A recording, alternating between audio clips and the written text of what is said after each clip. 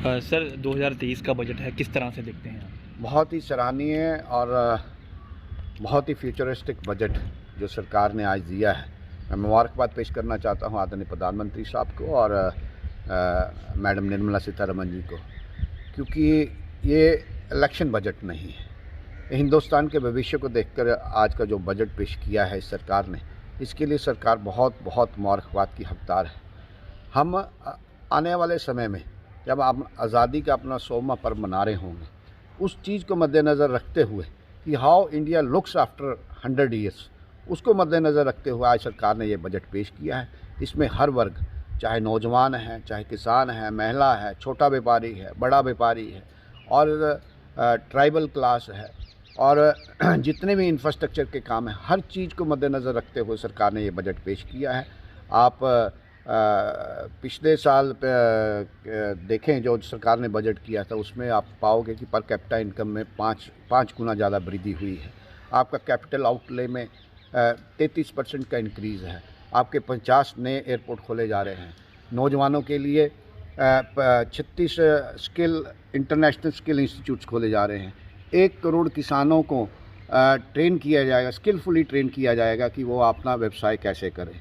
ऐसे बहुत सारे प्रावधान इस सरकार ने इस बजट में रखे हैं, चाहे इंफ्रास्ट्रक्चर को, हेल्थ की बात हो, एजुकेशन, हायर एजुकेशन की बात हो, रोड इंफ्रास्ट्रक्चर की बात हो, रेलवेज़ के ऊपर थ्रस्ट है, रिन्यूएबल एनर्जी को लेकर थ्रस्ट है। उसके साथ साथ जो पंक्ति में खड़ा आखिरी व्यक्ति है कि जो विकास, जो डेवलपमेंट, जो विकास की गति जो आज इस देश जो चल रहा है, उसका उस पंक्ति में खड़ा आखिरी व्यक्ति, उसको इसका कैसे लाभ मिले, सरकार ने इसकी सब बातों की चिंता करते हुए आज का बजट पेश किया है। मैं सरकार को आपके माध्यम से बहुत बहुत मुबारकबाद पेश करता हूं। सर आपने स्वास्थ्य की बात की है, तो कोरोना के बाद जो है वो स्वास्थ्य को मजबूत करने की बात की गई है। उसी के तहत आज 157 मेडिकल कॉलेज और नए खोलने की बात की गई है। किस तरह से देखना चाहिए? देखिए, ये वही हिंदुस्तान है जहाँ पोलियो को एरेडिकेट करने के लिए लगभग 70-75 साल लगे।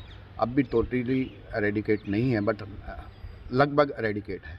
बट ये सरकार ऐसी सरकार थी जब ये अनसर्टनिटी हुई, जो कुदरत की मार पड़ी, तो जिस मुल्क में कोई इसके रिलेटेड इंफ्रास्ट्रक्चर ना हो, उसके जहाँ तक मास्क तक की बात ना हो, वो कंट्री ने लगभग 220 करोड़ आपको कोरोना की डोजेस वैक्सीन करवाई।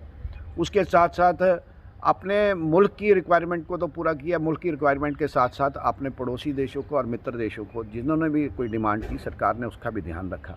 ये अपने आप में एक बहुत बड़ा एग्जाम्पल है कि ये सरकार काम करने वाली सरकार है और सरकार हर वर्ग की चिंता करती है। इसलिए मैंने कहा कि हर वर्ग का ध्यान रखा है। इसके साथ साथ जो भी सरकार ने जो जिम्मेवारी अपनी समझी, उस जिम्मेवारी जिस जिम्मेवारी को लोगों ने सरकार को जो जिम्मेवारी दी, सरकार ने हमेशा उसके बेखूबी काम किया है।